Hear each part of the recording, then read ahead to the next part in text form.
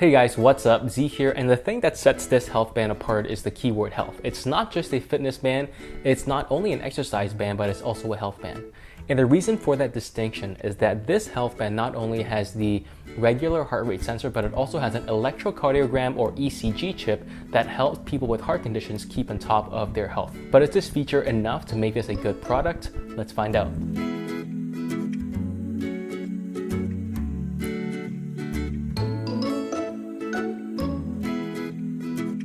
So before we get into the regular review stuff, I want to take a bit of time to talk about the special ECG chip that's in this health band and what it does. So let's step back for a bit. A normal heart rate sensor uses light to illuminate your blood vessels, and it basically watches the blood going through and counts your heart rate based on that. So 1, 2, 3. The ECG method basically measures the voltage difference between 2 points on your body, and then it takes that info and they do math on that info, and the watch can figure out a bunch of data from that stuff. You can do 2 tests with this chip. The first is the HRV, or the heart rate variability test. What this measures is the variability of your heart rate.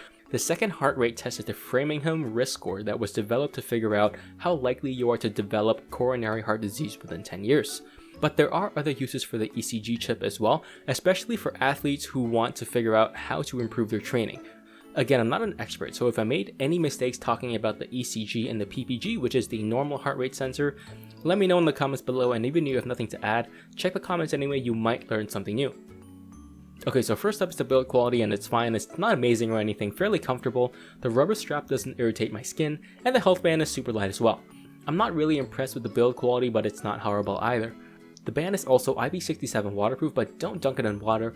The silver button starts activating like crazy, but washing dishes in hand should be fine. The display is a small OLED and the resolution isn't great. It's pixely but done in an artful way, and fitness bands aren't pioneers of display tech either, so we can't expect super high-res screens on these devices. But the one area where the display falls flat is the brightness. It's hard to see even with faint sunlight, and in bright sunlight you can forget about looking at anything here. The Amazfit Pace is definitely way better in this regard. Moving on to the battery life, not much out of the ordinary here. I was seeing about a 16% drop over 2 days, so about 8% a day. I had a ton of notifications though, especially from a certain man with a red skull. Getting a week of battery life is pretty easy with this health band.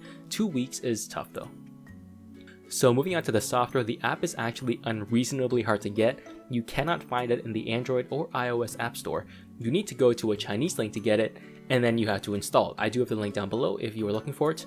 And this app is almost all Chinese, so it's pretty much unusable for most people, but also walk you through the app itself. Starting on the left tab, the first box is the HRV, or heart rate variability test, which I talked about before. Below that is the Framingham risk score, and then below that is the always on heart rate sensor, which is recording my heart rates in real time, and you can see the spikes in the heart rate where I went out running with my dog. Below that are the number of steps I've taken, well short of my 8,000 step goal, and the last one is sleep tracking. I took the band off because I couldn't fall asleep with this stupid thing on my wrist. The next tab shows different exercise regimens and instructions for each of them, but as a lazy person, I only tried one. The last tab shows settings, and this option brings you to the only English page where you can change notifications and other things. Oh, and speaking of notifications, they are pretty bad on this watch. It only shows you the icons of the app and not the actual notification itself. And the thing is, it only supports a few custom icons like WhatsApp or messaging. Everything else uses a generic app icon. To sum up my thoughts about this health band, it has average build quality, a pretty good battery. Unfortunately, the software is in Chinese. The notification integration is really not that great, and the ECG is pretty much for niche situations. So the Mi Band 2 does pretty much everything this band does, except for the ECG and the continuous heart rate monitoring, but I'm pretty sure you can enable continuous heart rate monitoring on the Mi Band 2. Not officially, but there are quite a few unofficial ways to do that. So again, if you are an average person, I do recommend you get the Mi Band 2 instead, and if you want to spend a little bit more money, I do recommend the Amazfit Pace instead.